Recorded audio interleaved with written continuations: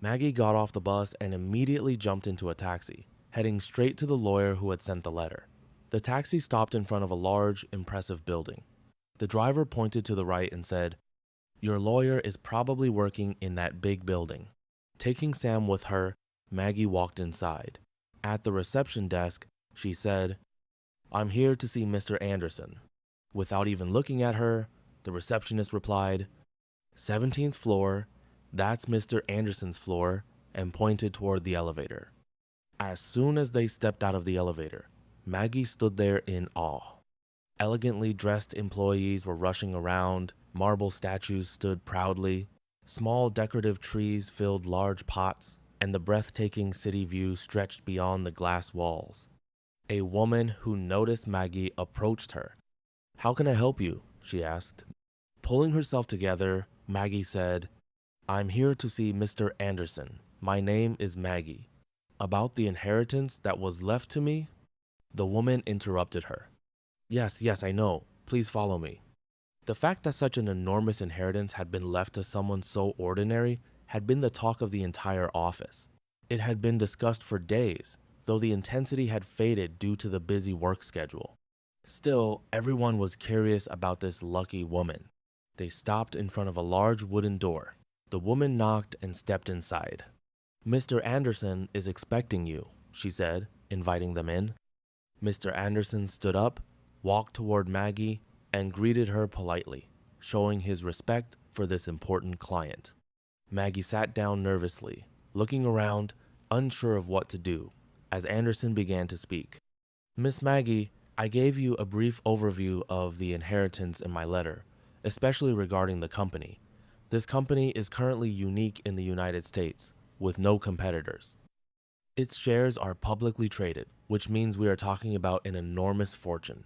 Until now, your CEO, Mr. Clark, and our law firm have been handling everything on your behalf. But now that you are here, it would be best to convene the board of directors and formally grant you your authority." The fear in Maggie's eyes was impossible to hide. How could someone who had never made decisions beyond buying a house or small furniture possibly manage such a massive company? Anderson continued calmly. "Please don't worry. Mr. Clark and I will support you in every aspect. Believe me, very soon, even you won't recognize yourself.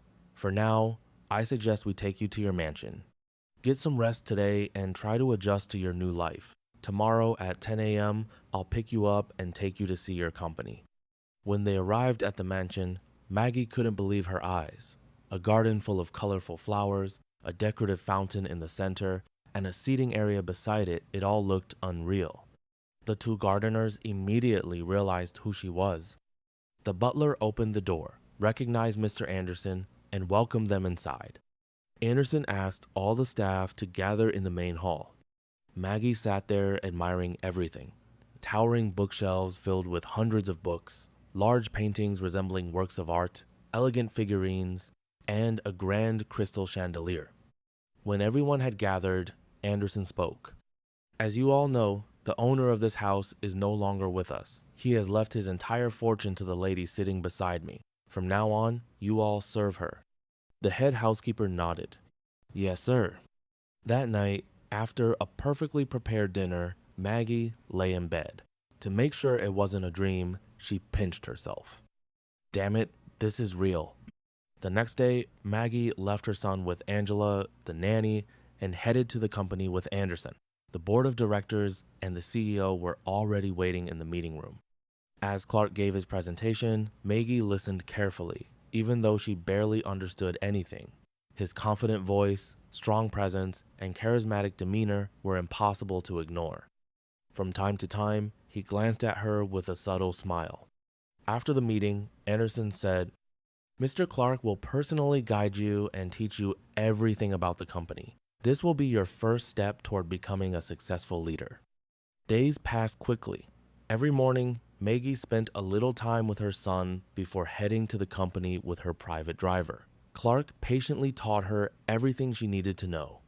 But their professional relationship slowly began to change. 3 weeks later, in his office, Clark leaned closer and kissed her. In a soft voice, Maggie whispered, "I'm married." but she didn't pull away.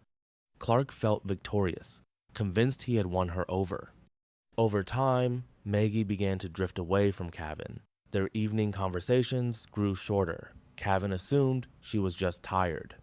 By the 5th week, Maggie and Clark were leaving the office early separately to avoid attention but meeting at the same place, Clark's luxury apartment.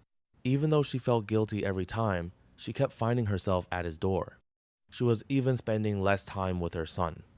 At the end of the 6th week, one evening, the phone rang. Clark answered. His expression suddenly changed. Cavan had gone to the office looking for McGee. Clark quickly handled the situation. Tell him she went shopping. Give him the home address. Maggie rushed home in panic. Cavan was playing with Sam. She hugged him, but it wasn't the same. At dinner, she kept talking mostly about Clark without even realizing it. That night, when Cavan tried to get close to her, she pulled away. I'm exhausted. Maybe another time. Cavan stayed silent. The next morning, when Cavan woke up, Maggie was already dressed. We could have had breakfast together, he said. Maggie replied calmly, I have to leave early. There's an important meeting today, and walked out without even kissing him.